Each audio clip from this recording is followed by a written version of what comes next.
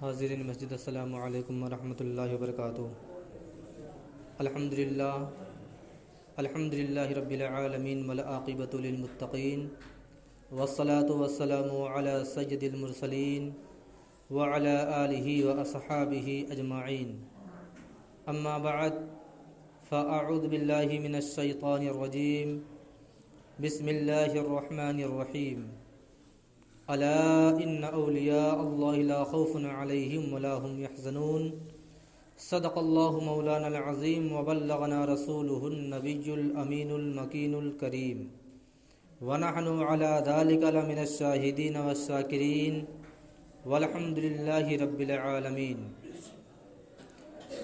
محترم سامعین، آئیے کچھ گفت و شنید سے پہلے اپنے آقائے نامدار مدینے کے تاجدار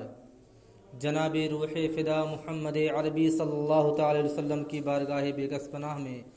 درود و سلام کی ڈالی نچھاور کریں اور پڑھیں بآواز بلند، اللہم صلی علی سیدنا شفیعنا حبیبنا کریمنا مولانا محمد وبارک وسلم صلاۃ و سلام علیک یا رسول اللہ صلی اللہ تعالی علیہ وسلم۔ محترم سامعین، عربی مہینوں کا یہ رجب المرجب کا مہینہ ہے، جسے اللہ تبارک و تعالیٰ کا مہینہ بھی کہا جاتا ہے۔ اسی مہینے میں کئی اللہ کے برگزیدہ بندوں کے عروس منائے جاتے ہیں۔ مثلاً 6 تاریخ کو عطائے رسول سلطان الہند حضور خواجہ غریب نواز رضی اللہ تعالیٰ عنہ کا عرس پاک منایا جاتا ہے، اور اسی مہینے کی 14 تاریخ کو غازی ملت حضور سید سالار مسعود غازی بہرائچ کی سرزمین پر آرام فرما ہے، ان کا بھی عرس منایا جاتا ہے۔ اور تمام تاریخوں میں سب سے اہم تاریخ جو 26 رجب المرجب کی تاریخ منائی جاتی ہے، جس کو ہم تمامی حضرات شب معراج کے نام سے جانتے اور پہچانتے ہیں۔ محترم سامعین، بتانے کا مقصد ہے اور ہمارا موضوع سخن جو ہے وہ حضور خواجہ غریب نواز رضی اللہ تعالی عنہ کا سیرت پاک بیان کرنے کا مقصد ہے۔ پچھلے جمعہ کو میں نے کچھ بیان کیا، سیرت پر روشنی ڈالی، لیکن وقت نہ ہونے کے سبب مجھے بیچ ہی میں اپنی گفتگو کو بند کرنا پڑا۔ محترم سامعین، حضور خواجہ غریب رضی اللہ تعالیٰ عنہ کی وہ ذات بابرکات ہے کہ جس کو ہم اور آپ نہیں، صرف ہندوستان والے ہی نہیں بلکہ عالم دنیا میں جتنے بھی مسلمان جہاں بھی آباد ہیں، حضور خواجہ غریب نواز رضی اللہ تعالی عنہ کی منزل کو، ان کے مقام کو اور ان کی شان کو ہر شخص جانتا اور پہچانتا ہے۔ یہ تو میری خوش نصیبی ہے کہ حضور خواجہ غریب نواز رضی اللہ تعالی عنہ کے بارے میں، ان کے تعلق سے، ان کے سیرت کے بیان کے تعلق میں مجھے بھی کچھ لب کشائی کرنے کا موقع مل رہا ہے۔ محترم سامعین، حضور خواجہ غریب نواز رضی اللہ تعالی عنہ جب سنجر کی سرزمین سے اور مکہ مکرمہ، مدینۃ المنورہ اور وہاں سے چل کر کے پھر جب آپ خراسان، ملتان، غزنی اور نشاپور کی سرزمین سے ہوتے ہوئے جب آپ دلی کی سرزمین پر پہنچے، تو آپ نے سب سے پہلے اپنا خیمہ اس جگہ پر نصب فرمایا جہاں اس وقت دہلی کا راجہ رہتا تھا، جس کے اندر کٹر پنتی تھا اور بہت ہی نالائق اور بہت ہی بدبخت بادشاہ تھا، اور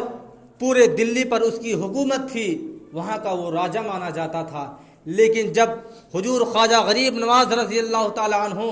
دلی کی سرزمین پر پہنچتے ہیں، تو اس سے پہلے میں آپ کو یہ بھی بتا دوں کہ جب آپ ہندوستان کی سرزمین پر تشریف نہیں لائے تھے، اس سے پہلے پورے یعنی اکھنڈ ہندوستان یعنی اکھنڈ حکومت تھی ایک ایسے راجا کی جس کا نام پرتھوی راج تھا، جس نے اپنا दारुस्सल्तनत अजमेर की सरजमीन पर बना रखा था। लेकिन आपको मैं बताता चलूं मुसलमानों कि पृथ्वीराज की जो माँ थी वो ऐसी काहिना और ऐसी नुजूमी थी, उसको अल्लाह तबारक व तआला ने ऐसा इल्म अता किया था कि अपने बेटे को पृथ्वीराज को हुजूर ख्वाजा गरीब नवाज रज़ी अल्लाह ताला अन्हु के आने से कई साल पहले, तकरीबन 10 या 20 साल पहले, हुजूर ख्वाजा गरीब नवाज रज़ी अल्लाह ताला अन्हु के हिंदुस्तान पर आने से पहले भी उसकी माँ ने, पृथ्वीराज की माँ ने अपने बेटे से कहा था, बेटा 10 और 12 साल की बाद तेरी हुकूमत में यानी हिंदुस्तान पर एक ऐसा फकीर नमूदार होगा, एक ऐसा फकीर आएगा जो तेरे तख्त को उलट और पलट कर रख देगा। ऐसा आएगा कि अजमेर की सरजमीन पर तेरा नामो निशान मिटा देगा, और अजमेर की सरजमीन से ही नहीं बल्कि हिंदुस्तान की सरजमीन से तेरा नामो निशान मिट जाएगा।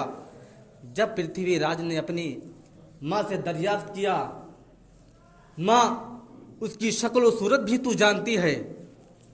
उसकी माँ को अल्लाह तबारक व तआला ने इतना इल्म दे दिया था,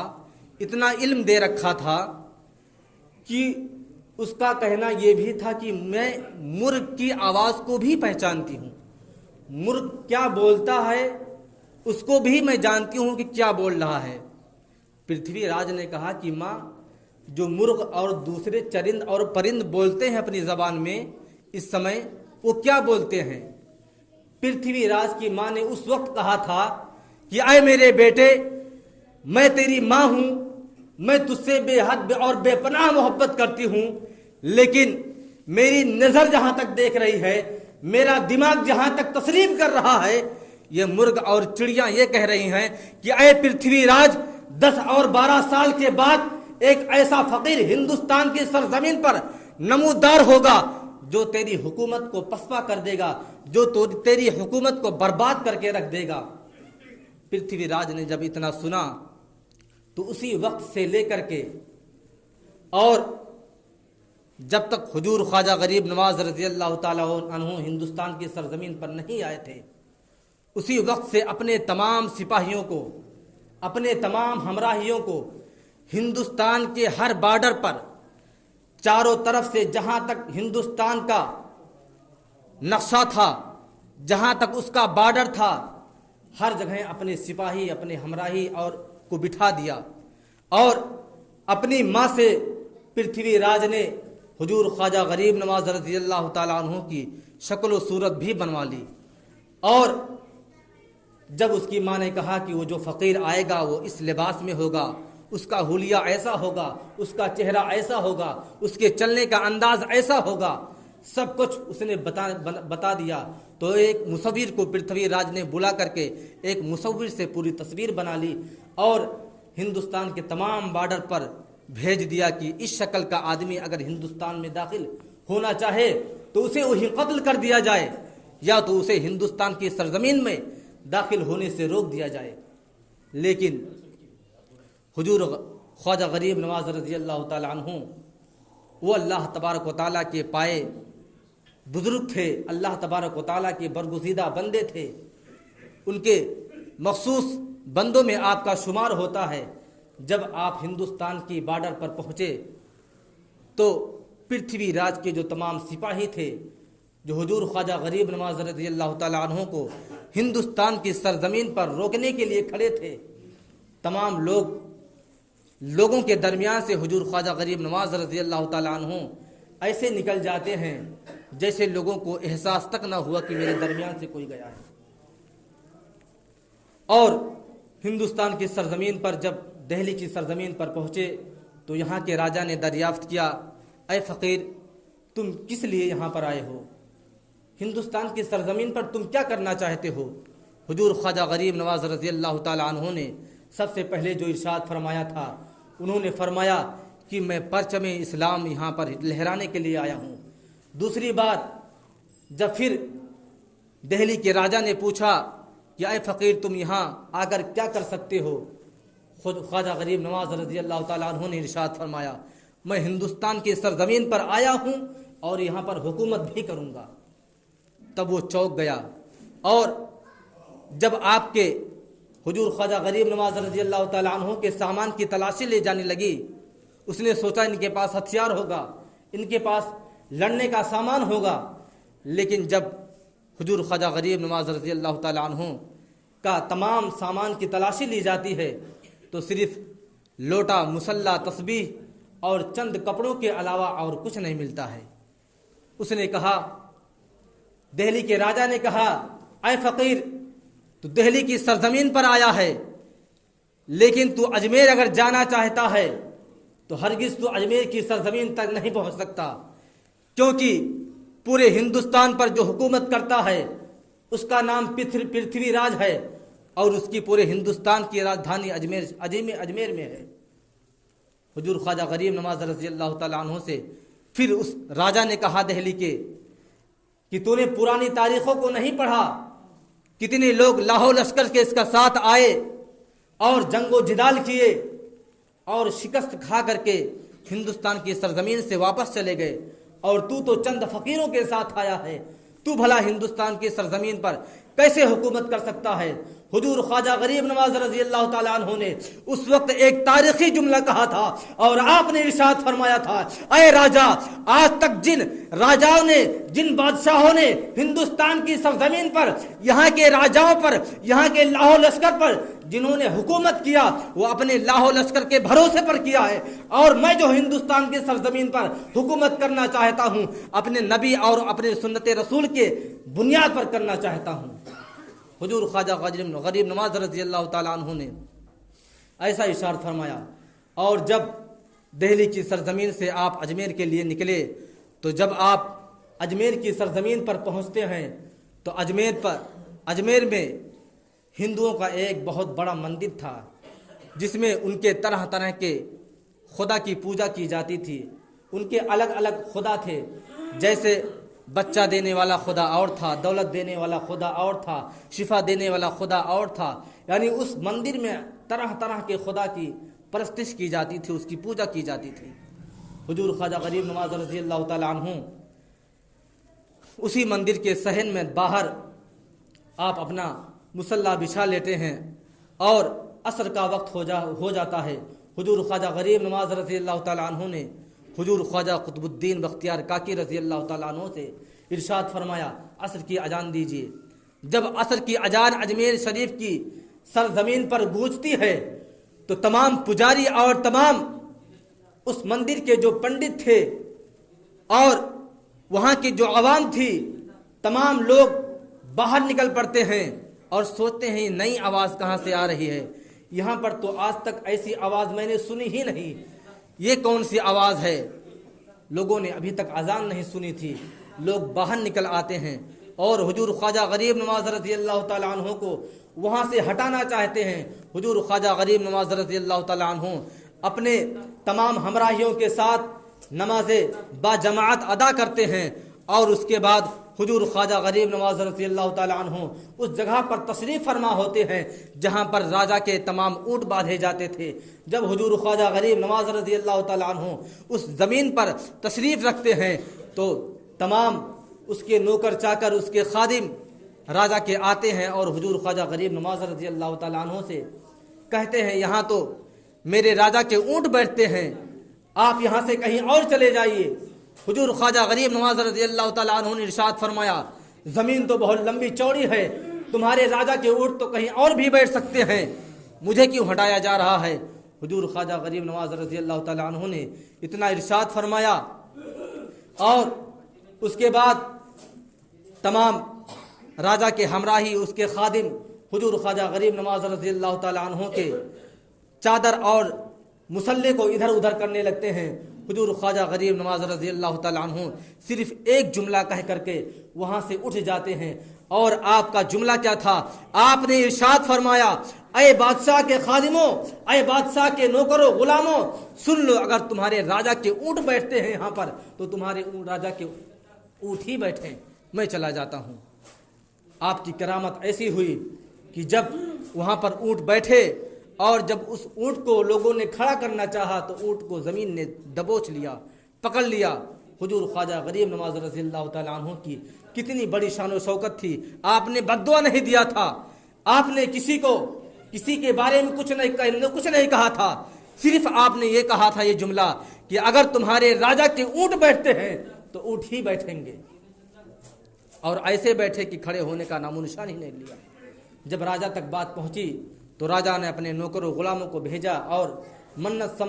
سماجت کی۔ حضور خواجہ غریب نواز رضی اللہ تعالیٰ عنہ نے ان لوگوں سے ارشاد فرمایا، جاؤ تمہارے اونٹ کھڑے ہو چکے ہیں۔ جب لوگ آئے دیکھے تو واقعی میں اونٹ کھڑے ہوئے تھے۔ اور انا ساگر کے بارے میں کہا جاتا ہے کہ اسی انا ساگر کے بغل میں وہ مندر تھا۔ حضور خواجہ غریب نواز رضی اللہ تعالیٰ عنہ کچھ دوری پر تشریف فرما تھے اور انا ساگر سے آپ کے تمام ہمراہی اور آپ وضو بناتے تھے اور اسی سے پانی بھی پیا کرتے تھے، لیکن جب پرتھوی راج نے آپ پر پابندی لگا دی تو حضور خواجہ غریب نواز رضی اللہ تعالیٰ عنہ نے اپنے